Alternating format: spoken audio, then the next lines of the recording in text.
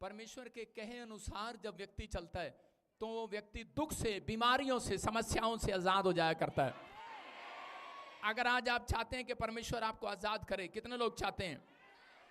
तो कह रहा है निराश अपनी जिंदगी में वो रहते हैं जो परमेश्वर के कहे अनुसार नहीं चलते। कह रहा है कि अगर किसी के घर में कर्जा है, बीमारी है, समस्या है, दुख है, तकलीफ है, अगर बार बार एक प्रॉब्लम जाती है और दूसरी आ जाती है, उसका मतलब ये है कि आप आज भी परमेश्वर के कहे अनुसार में नहीं चल रहे।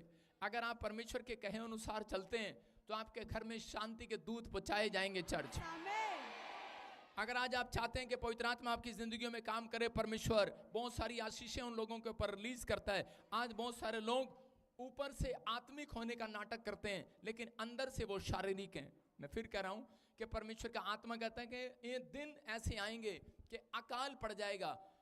दाऊद के समय में कह रहे कि 3 साल के लिए जब अकाल पड़ा तो उस समय उसने परमेश्वर से पूछा और परमेश्वर ने कहा कि ये शाऊल के घराने से कहता ये अकाल पड़ा हुआ है, क्योंकि उस शाऊल ने कहता लेवी लोगों की बुराई किया, लेवी लोगों को मारा, कहता है कि उस याजकों लोगों को मार दिया। इसलिए कहता है कि आज हो सकता है, कहता है कि परमेश्वर ने कहता है कई लोगों के जीवन में, किसी के खेत में, किसी के बिजनेस में, किसी की सैलरी में अकाल डाल रखा हो। परमेश्वर ने अकाल भेजा है उन लोगों के लिए जो परमेश्वर के कहे अनुसार नहीं चलते। आज बहुत सारे लोग ये गलतियां करते हैं, परमेश्वर के कहे अनुसार नहीं चलते। कह रहे कि नाटक करते हैं कि हम आत्मिक है, आत्मिकता का ढोंग करना कह रहा है वो सबसे बड़ा पाप है। याद रखना, बहुत सारे लोग कह रहे आत्मिकता का ढोंग करते हैं, चिट्टे कुर्ते पजामे पा के, गले में माला डाल के, और बाद में शराब भी पीते हैं और लड़कियों के साथ गलत काम भी करते हैं। आप समझ रहे हैं कि नहीं मैं क्या कहना चाह रहा हूं? तंबाकू भी खाते हैं, लेकिन आपको सुनना है, परमेश्वर का आत्मा कह रहा है कि मसीह लोग ऐसा काम नहीं करते। और आप जब आत्मिकता आपके जो अंदर है वो बाहर झलकनी चाहिए, जो बाहर है वो अंदर झलकनी चाहिए।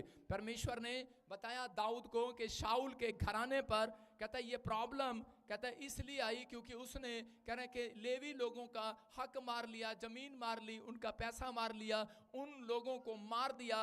और आज भी बहुत सारे लोग क्या करते हैं, मसीह में आने के बाद वो लोग एक दूसरे से 5,000 रुपये उधारे लेते हैं, 10 रुपया उधारे लेते हैं, 20 रुपये उधारे लेते हैं, लेकिन उनके अंदर एक हैबिट होती है कि वो उसका वापस देने के लिए कभी नहीं पूछते उस व्यक्ति से कि भाई मैं तेरे तुझे चाहिए कि नहीं चाहिए वापस। आज भी लोगों ने उधार लिया हुआ है, साले से, ताऊ से, चाचों से, अरे आदों ने तो मेरे से भी ले रखा उधार, लेकिन उधार ले रखा है लेकिन उसका वापस नहीं दिया। परमेश्वर का आत्मा कहता है, कह रहा है कि जिन लोगों ने किसी का हक मार लिया, जमीन, गरीबों का हक मार लिया, परमेश्वर का आत्मा कहता है कि परमेश्वर उन लोगों के जीवन में अकाल जरूर भेजता है। एक आदमी मेरे पास आया और कहने लगा कि मैं बॉम्बे से आया हूं और मेरे पास पता नहीं क्या दादे परदादों के पास इतनी प्रॉपर्टी थी, लेकिन अभी पता नहीं क्या हो गया कि आज हमारे पास कह रहा है कि पैसा नहीं रहा, कुछ नहीं रहा, हम इतनी दिक्कत में क्यों आ गए, मुझे परमेश्वर से पूछना है।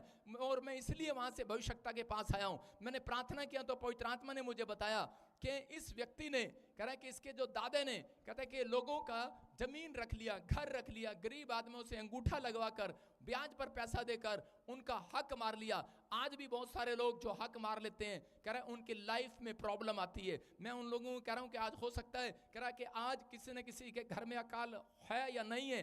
पहले के जमाने में बारिश नहीं होती थी, गेहूं में धरती पर बंजर भूमि हो जाती थी, अकाल पड़ जाता था, लेकिन पवित्र आत्मा ने मुझे 2023 से बताया कि 2025, 26, 23 ऐसे समय आएंगे, अकाल पड़ेगा, सैलरियां नहीं मिलेंगी, अकाल पड़ेगा, जॉब नहीं होगा, अकाल पड़ेगा, खाने के लिए फूड नहीं होगा, अकाल पड़ेगा, कई जगह पर होगा, अगर होगा तो इतना महंगा होगा, बहुत सारी चीजों में अकाल आएगा। लेकिन बहुत सारे लोग कहता कई जगह पर पानी के लिए प्यासे होंगे, बहुत सारी प्रॉब्लम्स लोगों को देखेंगे, परमाणु बम गिरेंगे, और क्या होगा कि लोग जो जिस चीज के लिए भागी दौड़ी कर रहे हैं वो उसी समय उन लोगों का ध्यान जो है वो भ्रष्ट हो जाएगा, आत्मिकता भंग हो जाएगी लोगों की, क्योंकि वो लोग कह रहे कि ऐसे संदेश सुनने से पसंद नहीं करेंगे, वो अपने कानों में उंगलियां डाल डाल कर खजाएंगे, उन्हें अच्छा नहीं लगेगा, परमेश्वर का वचन उन्हें अच्छा नहीं लगेगा, क्योंकि वो अंदर से शारीरिक हैं, वो आत्मिक नहीं है। लेकिन अगर आज इसे कहता है कि अगर आप प्रैक्टिस करेंगे पवित्र आत्मा के पीछे चलने की, परमेश्वर का आत्मा कह रहा है आने वाले समय में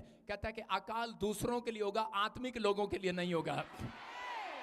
याद रखना, आत्मिक लोगों के लिए अकाल नहीं होगा। मैं कह रहा हूं मैं 40 दिन भूखा रह सकता हूं, आप भी 40 दिन भूखे रह सकते हैं, लेकिन अकाल जब आएगा वो 3 साल के लिए भी हो सकता है, 1 साल के लिए भी हो सकता है। लेकिन आप कहते हैं इतने दिन भूखे नहीं रह सकते, कोई नहीं रह सकता इतने दिन भूखे। लेकिन पवित्र आत्मा कह रहा है, कहता है कि एलिया के लिए मैंने एक कग्गा प्रोवाइड किया। कहता है कि जब अकाल के दिन आए और एलिया एक नाले में जाकर बैठ गया और उसने नाले में जाकर परमेश्वर से प्रार्थना किया और परमेश्वर ने एक कग्गे को हुक्म दिया और वो रोटी लेकर नाले में जहां बैठा था वहीं पर ऐसे घुस घुस के उस नाले में जहां वो बैठा था रोटी डालकर चला गया यीशु के नाम में। मैं यही कह रहा हूं कि अगर आप उन दिनों में भी प्रार्थना में रहे, बने रहे, अगर आत्मिकता में बने रहे, आप अपने स्पिरिचुअल फादर के साथ जुड़े रहे, जो सिखा रहा है उसको मान रहे, पवित्र आत्मा कह रहा है कि जो मेरे वचन के कहे अनुसार चलेगा, कहता है कि मैं उसके सिर का एक भी बाल बांका नहीं होने दूंगा यीशु के नाम में।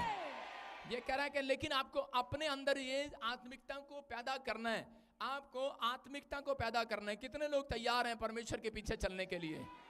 योशू की किताब 6 का 15 और 16 पढ़ते हैं हम, देखो क्या लिखा। हाँ पढ़ेंगे। योशू